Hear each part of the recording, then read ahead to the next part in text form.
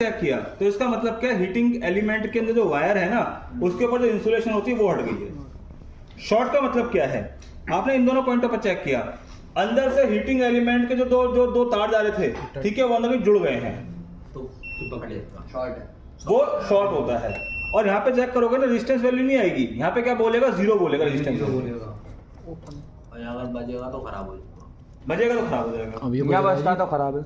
हाँ जैसे और यहाँ कर देंगे। दोनों टर्मिनल पे कंटिन्यूटी ठीक है।